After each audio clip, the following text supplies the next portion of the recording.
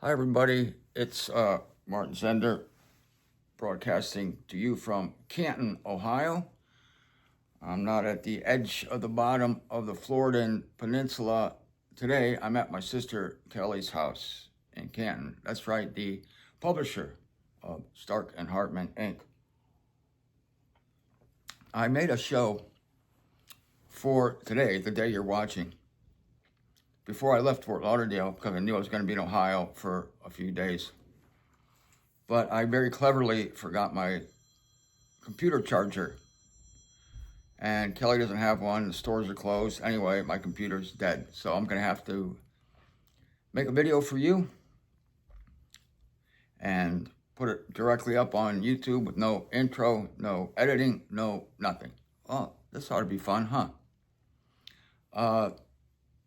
I was here for two reasons. I had some way overdue dental work, and my friend is a dentist. And I was in the chair this morning for 2.5 hours, getting needled, shot, sawed, ground, drilled. I got a fake tooth put in, got x-rays, molds, everything. But one of the things I wanted to look at was this lesion inside my mouth. That was the thing I was really concerned about. And when he looked at it, at first, he was not too alarmed. Until maybe 15 minutes later, I pointed out to him my lymph node. Then he got a little excited. He had a friend who's an oral surgeon. And so he called this guy, and they got me in, squeezed me in, like right after Steve got done with me, my friend, the dentist, for 2.5 hours. My mouth was still numb. I drove up to North Canton to this oral surgeon, and he looked at it and said, yeah, we're going to have to biopsy that. So he did, which involved another shot in the mouth. And so I'm not at my best today. Let's put it that way. Not at my best. But my sister Kelly is very hospitable. As I said, this is her house.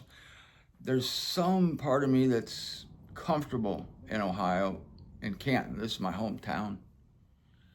And so it's very low key, which I like, because I'm really out of place in Fort Lauderdale.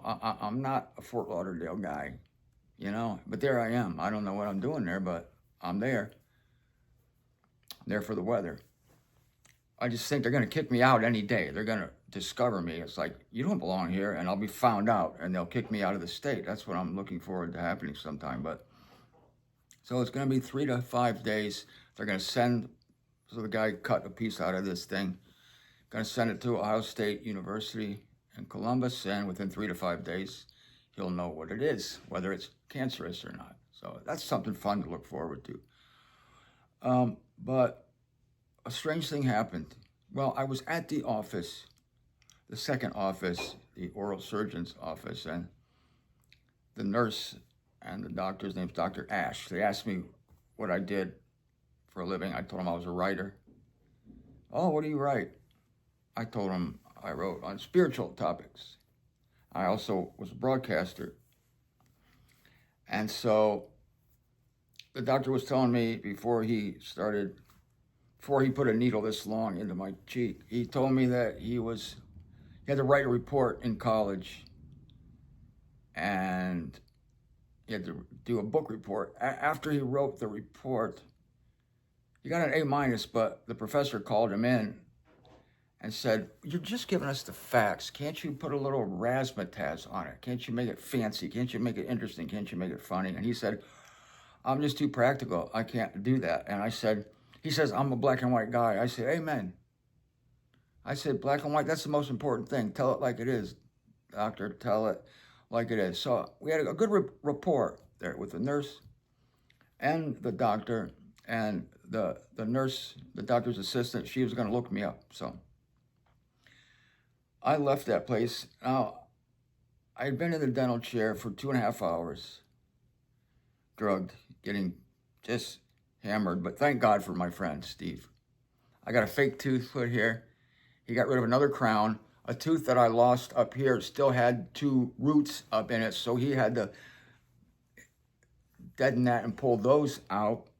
Then I had a crown that was cracked, and he had to saw that off.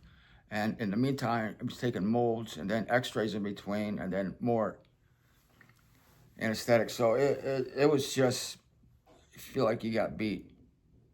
And I say this with humility because so many of you have told me of procedures and operations and all this stuff that you've had to go through, and it's terrible. I'm tired of it, right? But I'm tired of hearing it.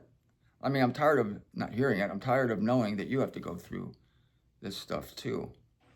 Now, I got a taste of it myself. Not that I've never gotten a taste of it, but today was a dark day, and I'm sitting there at the dentist. Now I'm worried because my friend Steve's worried. Now I'm concerned about this, you know. And you sit there in this dark place, dark mood, and you start thinking the worst. Very dark. And then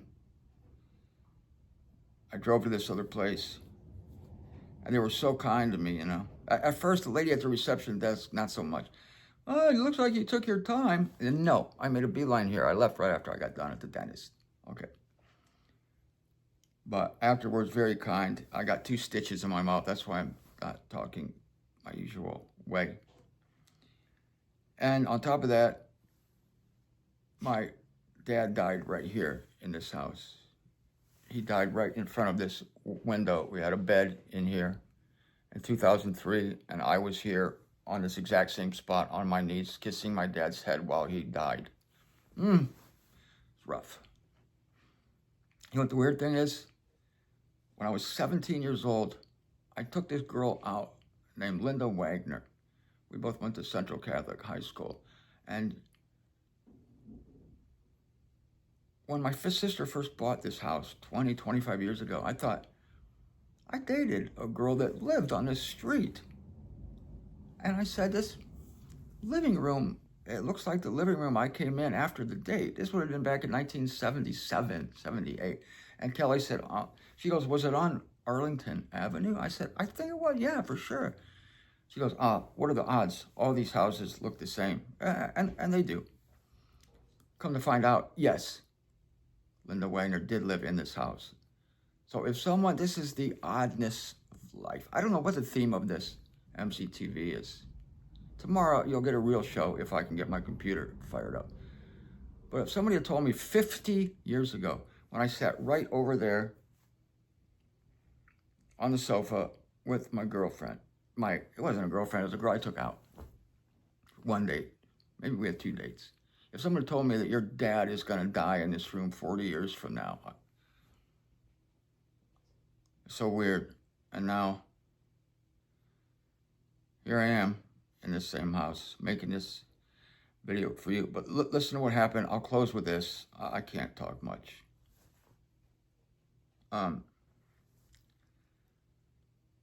I came out of the second doctor's place, the oral surgeon, on my way to my car.